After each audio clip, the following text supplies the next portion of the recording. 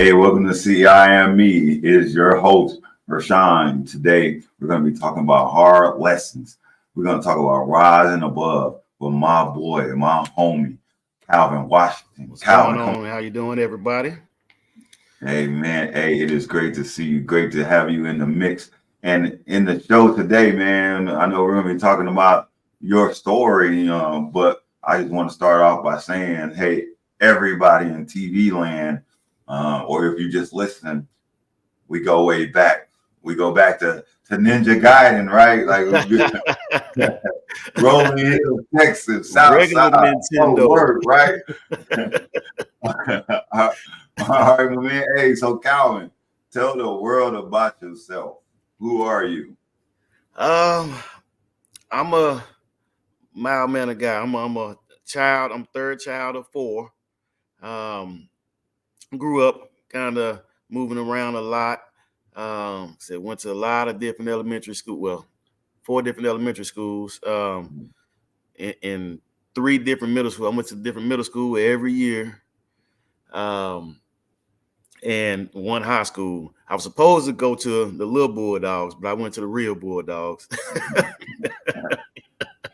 um, He's taking a shot at my high school. We're the Trimble Technical Bulldogs, Fort Worth, Texas, and he's the Everman little Bulldogs. Yeah, go ahead. But no, say growing up, I got to see a lot of stuff, especially on my mom's side and my dad's side. Like my mom's side, Holy Rollers. Grew up in the church, went to church 3 or 4 times on a Sunday, then went to choir rehearsal during the week and youth meeting, all of that stuff and everything. And my dad's side of the family, killers and dealers. Like literally, I have 3 cousins locked up for capital murder right now. I'm the only person, male or female, from my grandparents on down that has never been to jail. They look at me as the one who made it. I look at myself as the one who made different choices. Because life is about choices. And I see it all the time. My cousins and everything. I go around Uncle CJ or Big Cuz or this and that, and they all Truman Street bloods, all of them and everything. And I just see the decisions that they made and how it's affected their lives and everything. Even when I was little, watching them sell crack and dope and all of this stuff, and seeing the police kick in my aunt's doors and stuff like that. I saw all of that on my dad's side. Now my mom's side, it might have been one person that went to jail, and that was probably for some tickets. But everybody looks at my mom's side of the family as like the Cosby family, like a model type of family and everything. Our grandparents taught us a lot. Whatever they said went for the whole family. And you didn't want to have to answer to my grandfather. He was just that guy. In a nutshell, like I said, I just grew up on 2 different sides of the life, due to the two different sides of the track and everything, and just chose the path that I chose. One thing about me is like I've always been taught to be able to provide and be able to do for your kids and be able to do for your family and everything like that. Real family oriented. And I had a daughter early on. She was when I think I was a senior. No, I was just out of high school. Her mom was a senior in high school. And I was doing a lot. I was working 2 jobs. I was working at a Blockbuster. I was working at a KinderCare. I was working at the Worthington. Remember the Worthington downtown? Yeah, I do. Worked down there doing room service. And I was also going to school full time at TCJC, which is now Tarrant County College. I was in the semiconductor manufacturing program. It kept getting delayed because they had more spots available than people were applying for it. But I was doing that, working full time, going to school full time, and all I heard, like when my grandfather, he was saying, "Hey, do more. You need to be able to provide." And my daughter's mom one day, she said, "Hey, you're not doing enough." I'm like, "What do you mean I'm not doing enough?" When I look back at it, I mean, at the age of 19, I was doing a lot. Mm-hmm. I was like, "What you mean?" But it's grown people now that not working 2 jobs and all of that. So, um, but all I heard was my grandfather in my ear saying, "Hey, you need to be able to provide." It just so happened a recruiter come to the house looking for someone down the street, and I said, "Hey, man, let me talk to you." And the rest is history. And I went to the military 2 weeks later. Turned out to be the best decision I ever made in my life. So basically, you was like, hey, you know what? I'm doing all this stuff. I got a lot going on. Military recruiter guy rolled around, and you signed up and was gone in 2 weeks. 2 weeks. Hey, and he said, "What do you want to do?" I took the ASVAB. I think I scored like a 89 on it or something like that. He was like, "Look, whatever job you want, you can get it."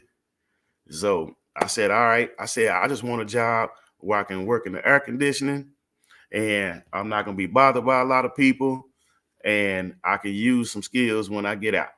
I mean, because that's pretty much what my objective was. I wasn't planning on staying in for 20 years. I wasn't planning on staying in past my first enlistment. I just so happened to stay in for 9 years and everything. And when I got out, they were like, "Hey, what are you going to do?" "Well, I'm going to go work." So that was my objective. I wanted something that I can use when I got out also. So I chose to be a sonar technician. So Mm. sonar, I mean, it was a pretty cool thing when you think about it and everything. Like it's the same thing radar does, but under the water. So my main objective was to listen to everything under the water, find submarines and shoot torpedoes at them. That must have been a kind of crazy experience, man, because you coming from the streets and you the streets and revival and then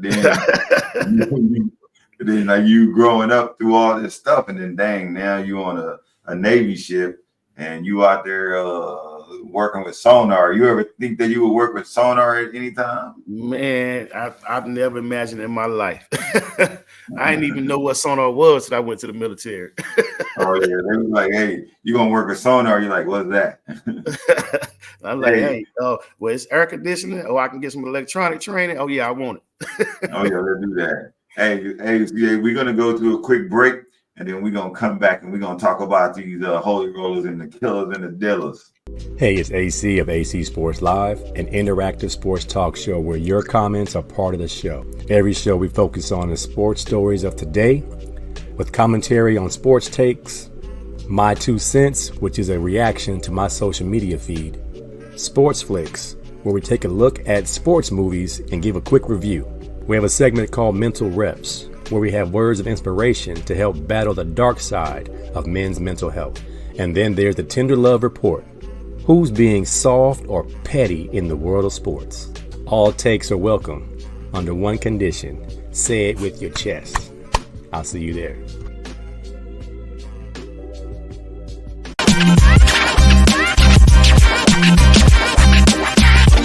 All right, CJ. So you were before we left in your introduction, you was talking about your grandma then with the holy rollers and your father them sides with the killers and the dealers. We grew up in the same place. Funky town, 4 words as if they said, I guess. So I mean, because I can identify a little bit, right? Because single parent home, I'm in the streets every day. My mom at work. I'm just trying to make it happen, right? Like I mentioned earlier, I'm at your crib playing Ninja Guy and we just hanging out. We're little kids running through that little creek behind your house. Yep. Getting those crawfish, Catch right? a crawdad, yeah. But we out and about. But you know what? My grandma was all about the church, man. Like I remember I stayed with her for a little bit. I was going to the men's group. I was in choir rehearsal. I was at revival. I was in vacation Bible school. I was in Sunday school. And then I was at church for like 8 hours on Sunday. You know what I mean? Oh man. So how was it for you? You know, like you talked a little bit about it, but how did that shape you when you started thinking about like, hey, you learning all these lessons about how to be a good moral citizen on one end, and on the other end, like you got to man up because like no telling what's gonna happen over there. Right. And so how it shaped me is because I had older siblings and older cousins on both sides, and so I watched the things that they do. I'm a firm believer in you will know a lot about a person, why they do the things they do, say the things they say, act the way they act. You know what they've been through. And I'm an analytical person, so I sit back and I watch a lot. Now, I mean, I learn. You know, you have those different types of learners. I'm a visual Mhm. learner, and I'm also, I mean, I learn different type of ways. But I watched my brother, like I said, my brother was the man. I mean, he was everything in basketball, football, baseball, track. Everybody said he looked like Al B. Sure. He was modeling and stuff. I mean, so every time he put his foot down, mine was right down behind him. I mean, I saw him. I mean, but like I said, in the church and everything, I saw how everybody acted and everything, and I saw how everybody were respected and Mhm. everything. Now, on the street side, my dad's side, I saw cousins. I saw them getting money. All right. I saw them going to jail. I saw them not having good jobs. I mean, I saw a lot of different things on that side. And I also saw how people in the streets feared them. So notice I said on my mom's side, I saw people respected them. On my dad's side, I saw people fear them. There's a difference. I mean, Mhm. and I just learned from both sides. It shaped me because I knew what to do, what not to do. I also knew how not to get caught and Oh everything I see in them. I remember my grandfather, he told me one time, he said, I know you've done some things out there. You just haven't got caught. yeah. I mean, and look, and I thank God for it to this day. But yeah, I wanted to get into the dope game, man. My brother, he would not let me do it. He would not. Well, you know, that's kind of weird, right? Because, you know, when you grow up, like I think people have this misconception about folks when they think about the cities that we come from, right? You know, like I would say this, you know, like I'm not gangster, dealer, drug dealer, cat killer, you know, I'm not that guy. But all of them dudes are my friends. Yeah. I hung out a lot with those guys. Everybody who looked out for me was those guys. Like I would tell people I had friends that was killing people. Yeah. I would Yeah. have friends who just had like stacks of money, or if somebody messed with me because I hooped, they were like, "Who was it?" You know, we go take care of that. You know what I mean? But Hmm. that's just the neighborhood we grew up in, and that's our environment. So at some point, you gotta immerse yourself in that in a sense in order just to survive in that thing. You agree? Yeah. Yeah. Yeah. I definitely agree.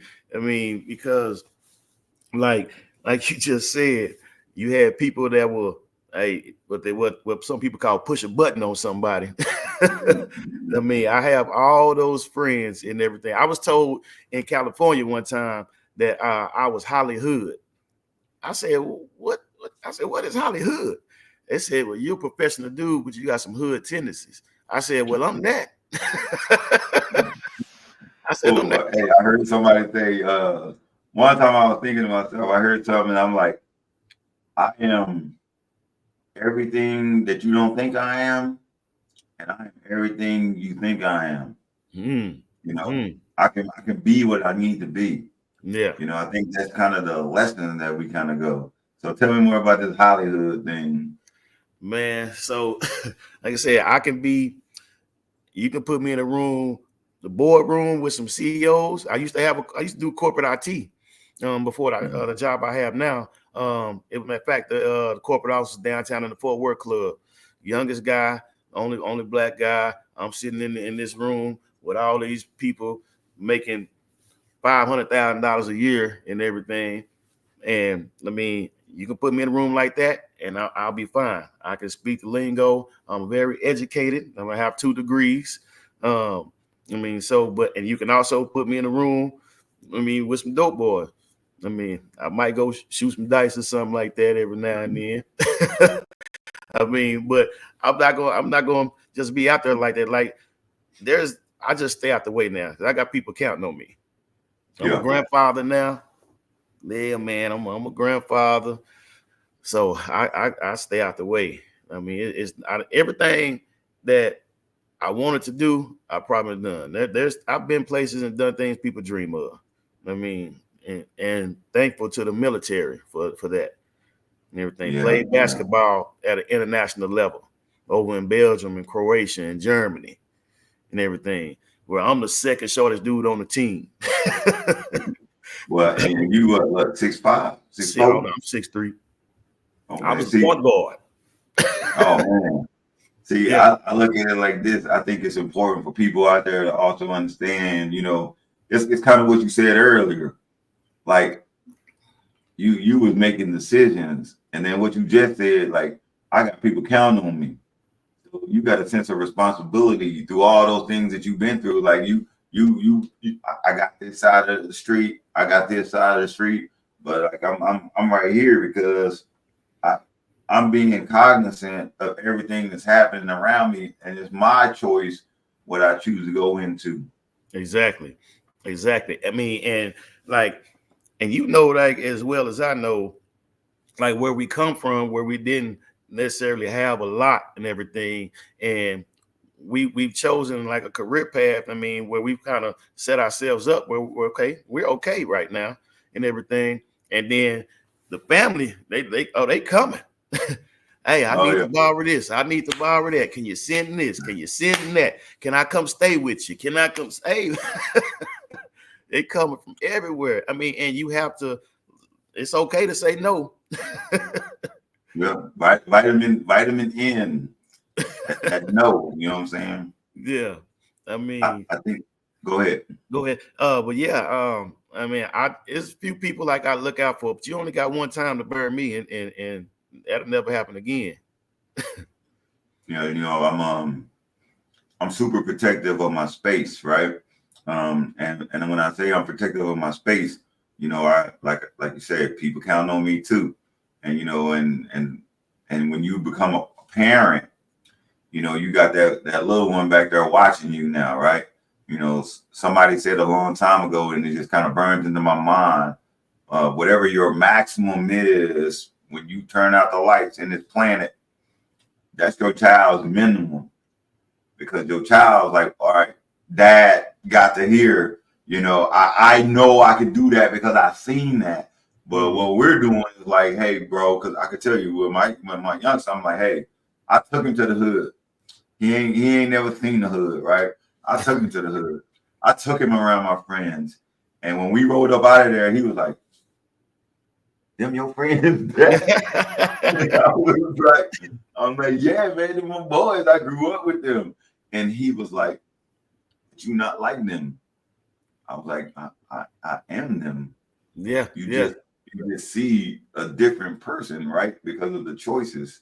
Yeah. So you mentioned earlier, like you're an analytical thinker, like you that nerd guy, but you was a sports guy. You did it all, right? And so how, in your mind, from your perspective, how did you make all that stuff mesh? How are you able to coexist in those two different lives, knowing that, you know what, I'm not like them, but I'm with them? Well, for one, because they knew that too. They let me do my thing. I mean, nobody really picked on me for being a nerd, but they knew, hey, this dude's smart. I mean, he might be something and everything. And once I achieved things that I did and everything, like everybody knows I do IT and everything. I get called. Matter of fact, right before this interview, one of my boys said, hey man, dude was mounting my TV and he pulled the internet cord out the wall. Can you come fix it? So I said, what time is it? I said, all right, I'll shoot over. He's only 11 minutes away. So I shot over there and got him together. I mean, but because I'm a resource. I look at it like this. I'm a resource to my friends, just like they may be a resource to me in some shape, form, or capacity and everything. But I'm a resource and I teach them. I teach people stuff. I mean, I wouldn't be anything if I left this world and didn't pass on any knowledge to anybody else. I mean, or some free game or something like that. I mean, when you come home and we always chop it up and everything, sit there, go by mama house. Matter of fact, I'm going by there today. After this finish a little bit after this, but yeah, I mean, I just pass that knowledge along, and that's how I can bring it together. Because I know, okay, yeah, y'all might be talking about this, but what about this? What y'all doing with your money on this? Or what y'all doing? Man, you spending money on this dumb stuff. You done went and bought you a Tesla truck, but you renting this house. Say, come on, man. Don't get me started with all that. Don't get me started with all that. I mean, so it's about, like, I mean, you know how people say giving back. You don't have to be a rich person to give back and everything. I mean, just be a resource to where I came from. And then another thing is, so many of our friends done passed away already. I mean, they still got family and still got kids out there and everything. So I always reach out to, hey, Uncle CJ, one of my whole boy, his daughter, he said, Uncle CJ, why y'all always wear church shoes? It wasn't church shoes. I was wearing like square toe shoes. I make college shirts, dress up nice. Why y'all always wearing church shoes? Yeah, you know, because they used to the sneakers on the block, right? Yeah. You know, I remember, you know, every time I would go somewhere, I put on a suit. You know, I had all these tailored suits, right? Yeah. You know, I didn't come up like that. I didn't see nobody like that. I just saw some Steve Harvey shows, right? And I was like, you know what? I'm gonna get me a bunch of suits made. I had my little initials in the middle. RW. I thought I was a man. And every time I showed up, they'd be like, "Look at this fool over here with his church clothes on." You know what? I was just trying to. It made me feel different, right? And the only reason I even mentioned that because, you know, like I'm used to wearing the hoodie, or you know, the white tee with the Dickies shorts with the little rag in the back. You know what I mean? Yeah. Like, you know, my little hot socks, and you know, I remember Coach Gales when I was in high school told me, hey, if I catch you with that rag in your pocket again, you know, like, hey, you off for everything. But you know, that was my environment.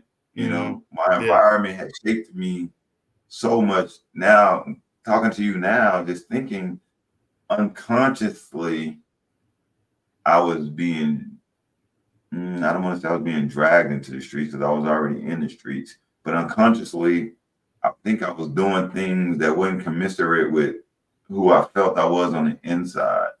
And I mean, you're what I call, like, some of my cousin stuff. That's all they knew. I call them they victims of their environment. Yeah.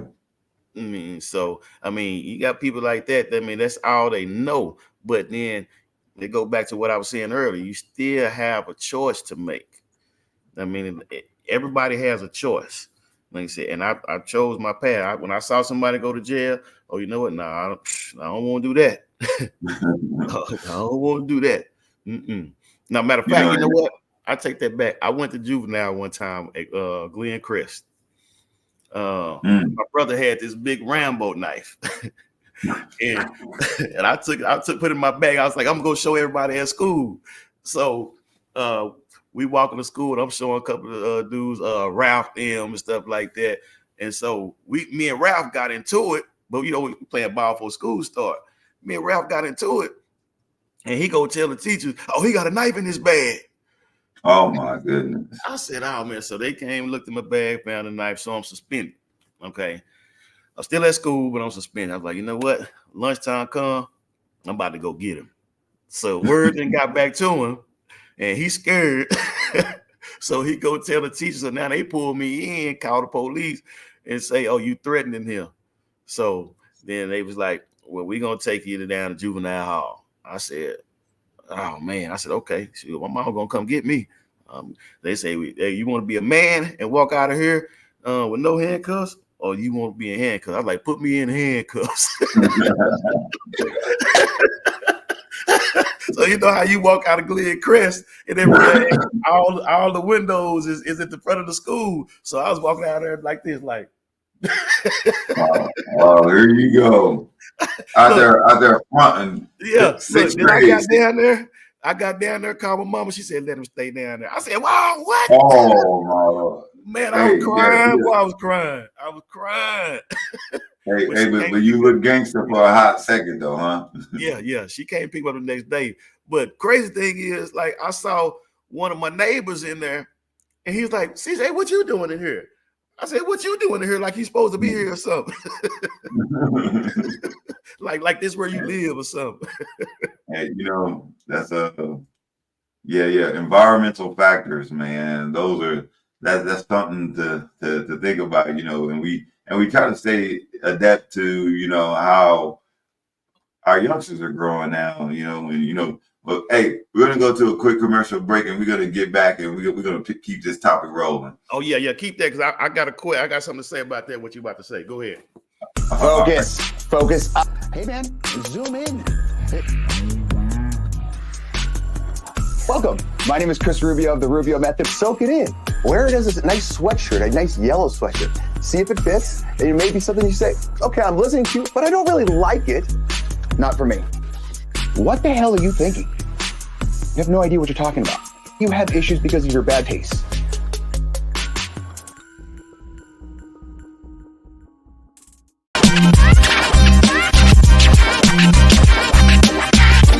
All right. Let's keep it rolling. What you got? Oh, hold on, because I lost my train of thought. What was the last thing you said? We were talking about the environmental factors. You know what I mean? You were just talking about how you were locked up at the juvie. Your neighbor, their neighbor was up in there, and you said something else right before we went to the break, and it triggered. Well, I was talking about how the environmental factors, and I was about to mention about how like so you up in there, the kids see you locked up, the kids think that's cool, or you yourself inwardly probably thinking, when you said put me in handcuffs, it's probably because you wanted everybody to see you in those handcuffs, so they think like, oh, well, CJ bought that life right there, you know what I mean? Yeah. That's kind of where I was going with all that. Yeah, but definitely, look, I'm definitely not about that life. not about no jail life. So when was the moment that you decided like, hey man, I'm about to be a hooper? Because if everyone don't know, young Calvin Washington here, was a renowned basketball player back in the day. I wouldn't say all renowned, but I mean I was a little known. But thing is, everybody went to all these camps and stuff like that. I just wanted to work. I mean, but when people would come see other people on the team and stuff like that, that's how I got a little bit of recognition. I did get, but how it came about was my mom made me play. I didn't want to play. I thought it was just good being smart, being a nerd. But she didn't want me to follow behind my brother. Like I said, I mentioned all those things my brother did good, but my brother also sold a lot of weed and everything. And she didn't want me to go down that path. So she said, everybody in this family plays something, so you're going to play something. So I got out there, tried out for football, tried out for basketball, got cut the first day. Both of them. I said, man, look, 7th grade, Forest Oak cut. First day. What was that dude named Coach? What was that cat? Because that cat cut me the first day too. Coach Taylor. Coach T. Yeah, Coach T. That joker threw the ball at me. I was tired. I was in the back trying to rest. I looked up, that ball was coming. I tried to catch it. I barely hit it. He was like, "You off the team?" I was like, "Man, we was only like 30 minutes into the practice." Yeah. Nah, man. But what they did was, I mean, it embarrassed me, and man, I knew I was pretty decent. I mean, I probably wasn't better than some of the guys that's already there, but I was like, no, I'm better than the people that he keeping on the team. Yeah. So that made me mad, and it lit a fire in me, and it said, hey, you need to work so you can show them and prove them wrong. And that's what I did every day from the time the sun came up to the time the sun went down. Had my ball. I was out there playing, boom, boom, boom, dribbling, practicing by myself, shooting. Next year, they said, hey, man, CJ good now and everything. And I like prided myself on being a shooter. And I was always a shooter. But this old cat told me one time we were at the park, and he said, he's a young fella, it ain't going to do you no good to be able to shoot if you can't get open to shoot. I was like, that make a lot of sense. So that's when I started trying to work on little handles and stuff. I was like, okay. So I did that. But that's what I did every year, even when I made the team and even when I was starting. Summertime, I'm grinding by myself and everything. I mean, and I take that work with me everywhere. I grind when it's off season or when it's downtime. Now I'm not at work, but I still look up IT stuff. I'm never content with anything. I mean, I'm about to start some classes, or start back up some classes, do some cybersecurity stuff and networking, things like that. So I mean, I'm never content. I always want to be better than myself. Who was that who said that? Was it Malcolm X who said a person who views the world at age 40 as he did 20 has just wasted 20 years of his life. I mean, so go ahead. I agree with that. I think you just think about growth and development as a whole. Like even when you talk about sports and basketball, like though your mom pushed you into it, it was still on you to do that extra stuff to get you where you want to be. Like you say, hey man, I got cut, but these other jokers, they ain't better than me. So out there and put the work in to show and prove, right? Just think about how many individuals, they take that first L, and once they take that first L, they're like, well, this ain't a thing that's good for me. I can't do this. You know what I mean? And but you took the opposite approach, even though it wasn't initially your thought to do. It was something that your mom put you through. So right there, you showed some resilience, some self-resilience. So like it sounds to me like your mom is just pushing you forward. Your mom is pushing you forward. Your mom's pushing you forward. How did all that shape your life, or did it have did it make you want to seek validation in life? It did. In relationships, like early on in relationships, I mean, I needed, if a female didn't want to be with me, or she wasn't into what I was in, I'm cutting you loose. I mean, if she didn't support me in it, I'm cutting you loose. I mean, because that's what I seek from my mom. That's what I wanted from my mom. Like, and I can count all the time she came to my games on one hand. I mean, and I was like, dang, you made me play, but you didn't come support me. So, and then, everybody's like, every boy's first love is his mother and everything. So if my mother is doing this, is that how all women are? That was my mentality and everything. So I was like, no, I want somebody to do better. Don't get me wrong, my mother's a great mom and everything, but she was like, she pushed me because she said she knew I was strong. And I told her, I said, hey, I was in the military. I said, why didn't you tell me you love me and you're just proud of me a lot? She's like, I always knew you was my strongest child. You didn't need to hear that. I was like, but as my mother, I needed to hear that because that affected me in my young adult life and everything. So, I mean, that's why I'm real nonchalant with a lot of things. I'm real nonchalant. I mean, relationships or somebody gets shot right there. I mean, I may be like, dang, oh, okay, well, it wasn't me.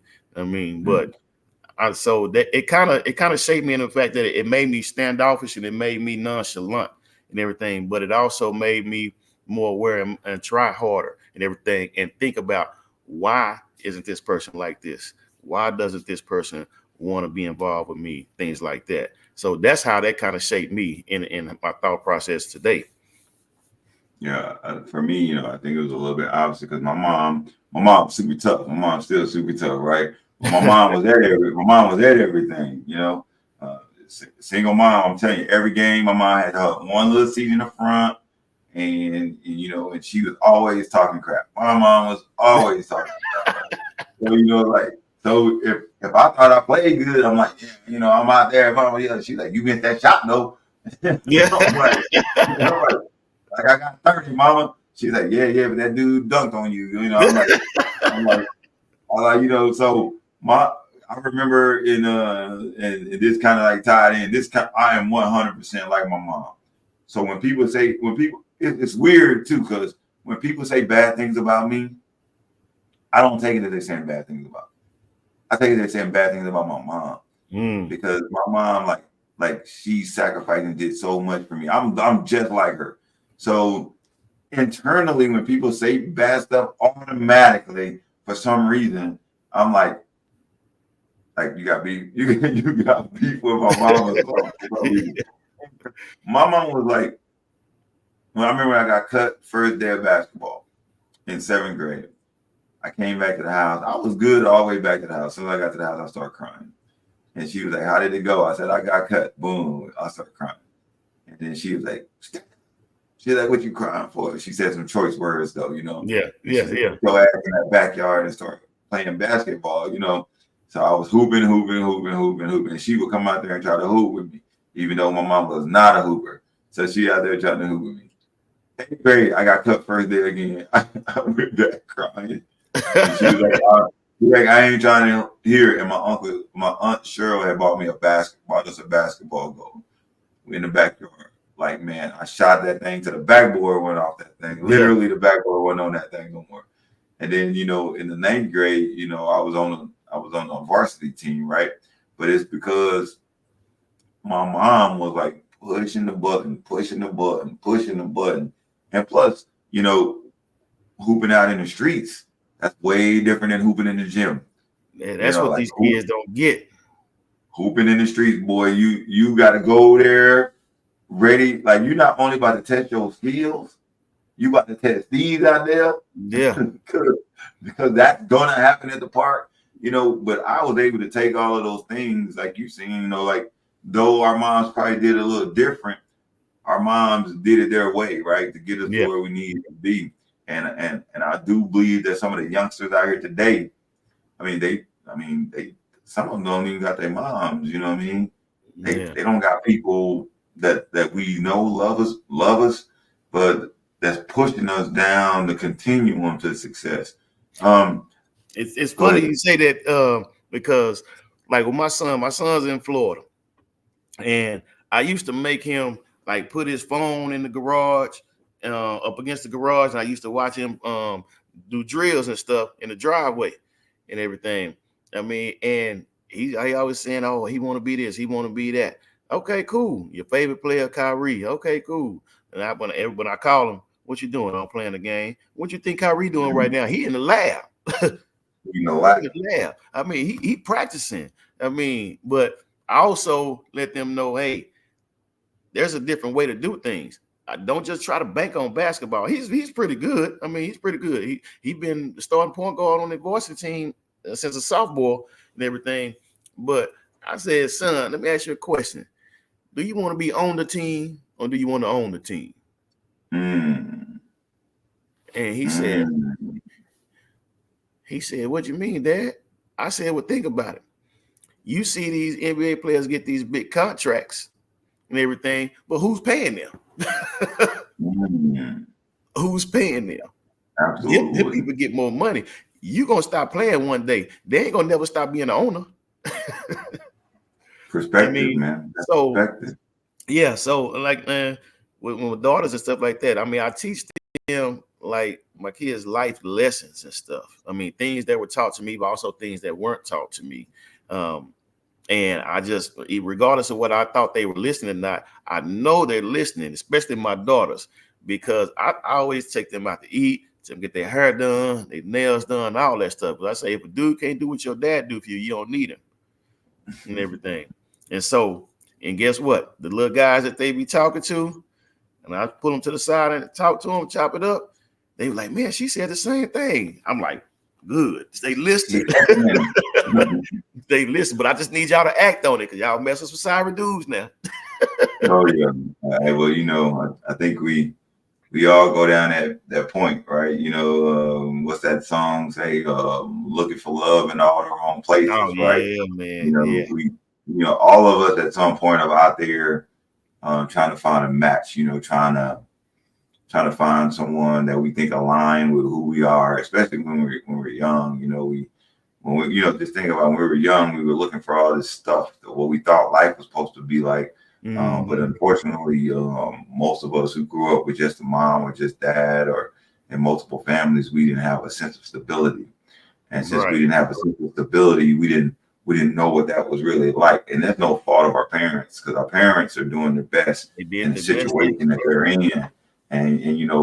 But unfortunately, sometimes for the youngsters, if they can't see it, that they can't believe it. I want to jump in real quick and talk about 9/11 happened, bam. Wow. Then shortly after, bam, you in the Navy. But I was reading through your stuff, and you was talking about how you experienced a lot during your time in the Navy. And you said specifically things that people from your background probably wouldn't understand. And you talking about how you had to reconcile those experiences. What do you mean by that? So, So like I come out of boot camp, went to my school in San Diego. A couple of days after I get to the ship, I'm in like indoctrination, waiting for indoctrination to start, watching the TV, boom. Hey man, that plane hit that building.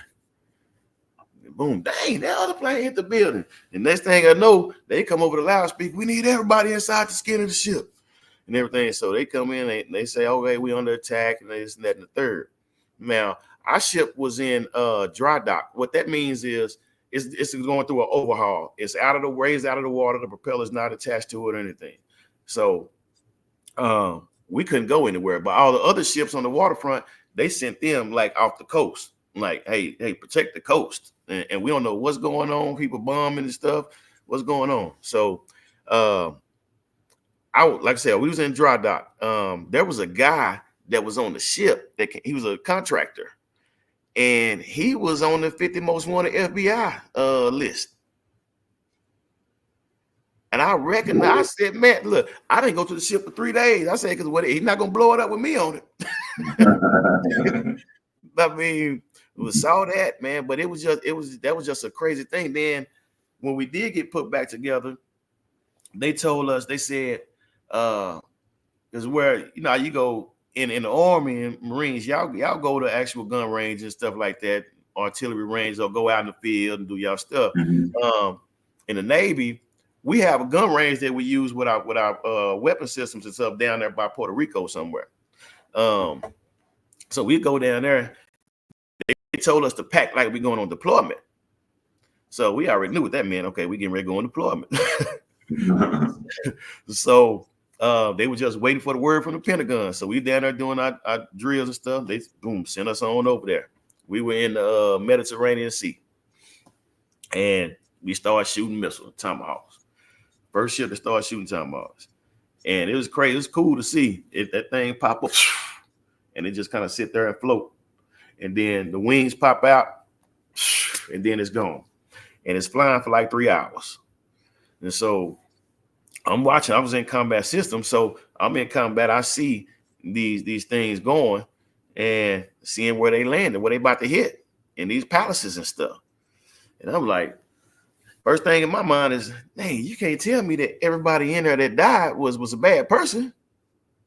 Mm. I mean, I'm like, dang. I mean, they killed, innocent people. Then one of the missiles fell in Pakistan somewhere, so they was like, hey, y'all stop shooting. Go through the Suez, go in the Gulf, and continue shooting. So we did that.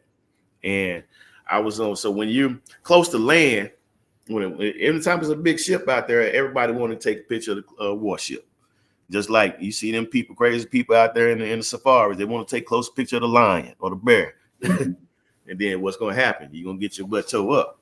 But what happened was, so I was on the gun. They have what's called SCAT, Small Caliber Action Team, which is to ward off small boat attacks and stuff like that. So what happened to the cold won't happen or whatever. And so, especially when we in war now, and then so it's all kind of little smugglers and stuff coming through the Gulf. And it was a contact coming. I said, I got on my radio, I was on the 50 cal. I said, hey, it's a contact 070. Nobody said nothing. I said, let me make sure my radio turned up. It's a contact 070. I knew it worked because everybody else on the guns looked over there. But the bridge and the weapons officer, nobody said nothing. So I turned around and looked up at him. I said, hey, it's a contact 070. They didn't say that the third time, and you could tell we was about to meet. Like, we were coming. I loaded that 50 cal and racked it. Right. Petty Officer Washington, stand down. Stand down. I said, let me tell y'all something. Y'all got the wrong MF on this gun, because I'd rather be alive and in trouble than dead. Look, they never put me on it no more. Shoot, look, I man. So I was like, I got to thinking, I was like, man, I was about to shoot up that whole boat full of people. But well, I think either them or me.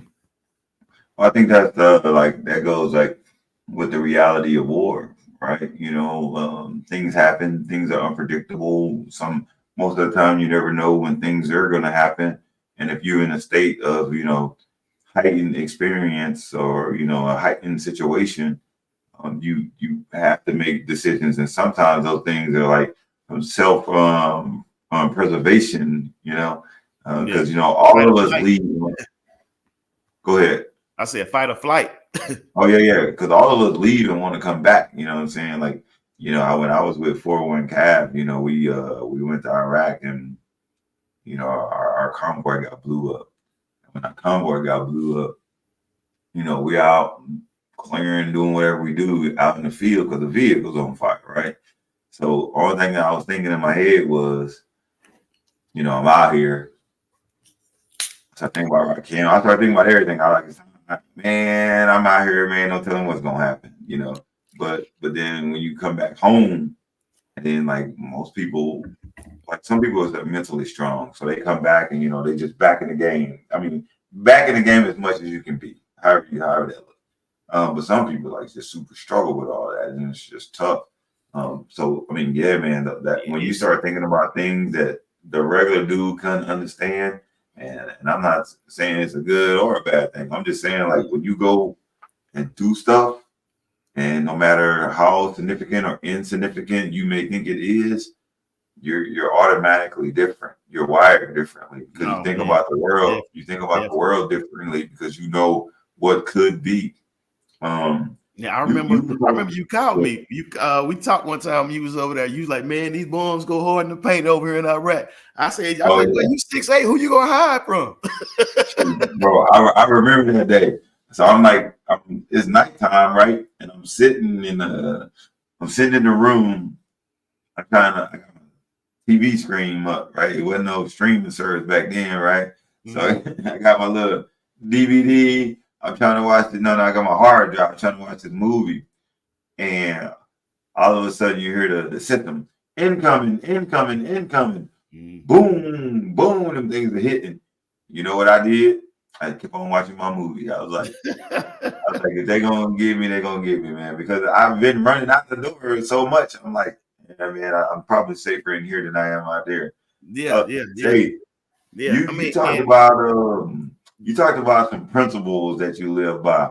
You said never regret anything because at one point you wanted it, and if you aim for nothing, you're bound to hit it. How do those things affect your glide path in life? Well, I mean, like when you want to do something, I mean, do it. And then if you do it, if you make the decision, like I said, we all have choices. If you make the decision to do something, don't regret it. I mean, for what? Because you wanted to do it at some point. I mean, I don't regret anything in my life. I mean, good decisions are bad because they shape me and help make me who I am. Even the bad decisions that I've made, going down the wrong path or this, that. I mean, kids or life or church or marriage, and everything has helped shape me to who I am and everything. And then when with the aim for nothing, you bound hit. My grandmother told me that she said, if you aim for nothing, you're bound to hit it. For a long time, I didn't understand what that meant. I mean, if you aim for nothing, that means you ain't got to be able to do nothing. You ain't got to be trying to do nothing, and nothing's going to happen. That's what that means to me. If you don't do nothing, if you don't even apply yourself, you don't even try, nothing's going to happen. Like the saying goes, you miss 100% of the shots you don't take.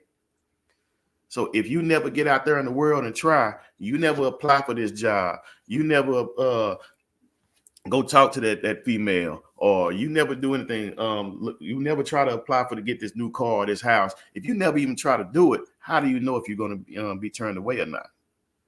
Yeah. Les Brown says, if you hang around with losers, you will end up a loser unconsciously. You know what I mean? So, that's kind of what you said. If you ain't aiming at nothing, you ain't gonna hit nothing. You know, if you ain't about nothing, you ain't gonna be nothing. Right. You know. Right. So now let me throw this at you. My granddad, he said, son, you can be on the right track, but if you just stand there, you're gonna get run over. Yeah, that's fact. Right. So, oh man, that's that's life, right? Yeah. You know, life, you're on that continuum. You know, you're heading straight at that thing, right? You know what I'm saying? Like from my hand to this camera, right? They're straight on. But if I'm like if I start off where I'm right here and I'm 1 inch off, bro, I'm 1 inch off the path. I'm not going directly. I'm doing this. Boom. Life gonna pass you by. You ain't on target. Exactly. Let's go to a quick commercial break and we'll come back and we'll close this thing out. Okay. Hello, we are the MD and Chef team. I'm nutritional chef Michael, joined by my beautiful wife, Dr. Isabel, medical doctor and suicide survivor. Yes, I was dropped into the world of mental illness back in 2013, and by the grace of God, I survived suicide. But here's what I learned. We don't have a mental illness issue. That's the downstream event. We're focusing downstream. We should be focusing upstream on our brain health and all the things that we can be doing to support our brain health. Because you see, it's like mopping up the floor when the sink is overflowing instead of turning off the faucet. So come and join us on the MD and Chef Team show. Come join us.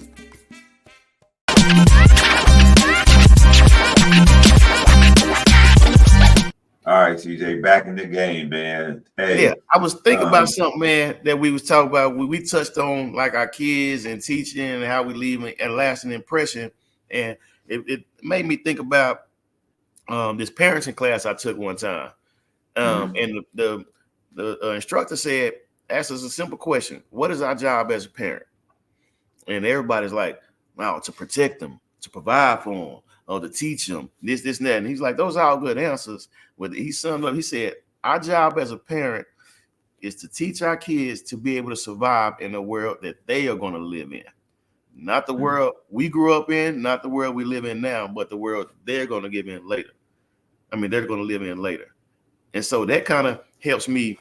Like when I say I need to be here, I got people counting on me, or I need to teach them survival skills. So.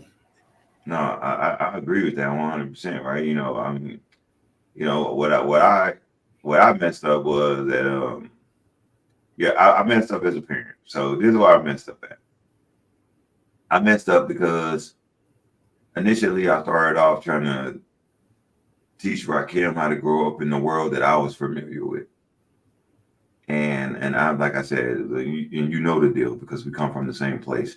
I was familiar with the world of shooting, killing, drugs, gang members, you know what I'm saying? Like, being in the streets and fighting it out all the time. I initially started off like that until I realized that the world that I have created for myself on the back end isn't commensurate with that. The world that I created that Rakim was going to grow up in didn't involve the streets. Didn't involve him needing to adopt that mentality just to make it every day. Right. And it took me a bit to realize that because he would say stuff to me and I'm like, man, why you in my mind? I'm like, why you worried about that? That ain't nothing, you know what I'm saying? But that was the big thing to him. You know what I mean? And then I used to think to myself, oh my God, people are going to take advantage of this guy because he's so nice. He's such a good person, you know? Yeah. But in reality, that's probably what normalcy is, you know? And I think we grew up outside of normalcy, but we saw it as normalcy, if that makes any sense. It do. And see, when my brother's son was getting in trouble when he was younger a lot, my brother, he told his mom, he said he needs to come live with me. You know what she said? She said, what are you gonna do in the suburbs? He don't know how to live in the suburb. He said he gonna take his butt to school. That's what he gonna do. Yeah, that's what he gonna do. You know, and you know what, he's gonna adapt to where he's at, because you know I can have that conversation with him, because you know I think with a lot of the youngsters, I don't want to say a lot, some youngsters that grow up these days, you know, they see Lieutenant Colonel Warren and they think, I don't know what they thinking, but they don't see Rashawn Warren, you know. And the crazy part is that I don't see Lieutenant Colonel Warren. I just see Rashawn Warren, you know. They see the one who gave that speech, man. That speech that you posted the other day, oh man, boy, had me ready to put my uniform back on, boy. Yeah, my mom told me. My mom was like, I was sad, I was about to cry because they was getting ready to leave. I'm like, but you know what? It's heartfelt, because I know how it felt when every time I had to leave. And that's the thing. That's the thing. When we talk about like how is it different from people like we grew up with? Because we've been to war. We've been to war. We've been out there and came home. And we could tell some of these stories and they won't understand. They just be like, hey man, well, let's go hoop. Man, did you understand what I said? Man, I'm trying to pour my heart out to you, man. There's some stuff. I saw some crazy stuff over there, man. Everything. Well, you know, I just think like you know, they're not, and they just can't understand. I mean, you know, you just gotta I understand that no matter how I tell them, they will not understand because they haven't experienced it. You know what I mean? Yeah. You know, like if somebody tried to tell me about how some caviar tastes or something, I don't know. You know, oh man, the only thing I see is that shit look nasty. You know, that's the only thing hey, you know, as we get ready to close this thing down, man, I want to turn these last 3 minutes over to you, bro. What if you had to leave the people out there in TV land and radio land with anything? What would you like to lead them with? With some of the things we talked about, live your life. Everybody has choices. And when you make your choices, don't regret it. I mean, look out for yourself, look out for your family, and look out, love those who love you. Put energy into people who put energy into you. Yeah. So that's what I will leave everybody with. I appreciate you having me and everything like that. It's been a pleasure. You know, you my boy. You my boy, Blue.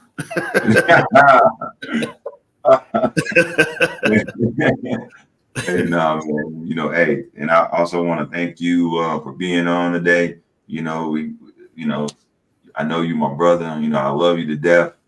You've just always been a good dude all the way through, from the time when we was little kids at Mitchell Boulevard, elementary, to now. You know what I mean? That's spanning 40 years. You know what I'm saying? So hey, so I appreciate you, and I also appreciate your service to the country, and I appreciate you sharing your thoughts. And then if anybody wanted to get a hold of you, you know, I know any of your Freemason brethren out there or something, and somebody wants to get a hold of you and talk to you and just try to get some insight, is there a certain way they can get a hold of you? Yes, they can on Instagram, Texas Boy 858, on Facebook, on Noble C.J. Washington. All right, and everybody, that was Calvin Washington, Texas Boy, U.S. Navy. We out.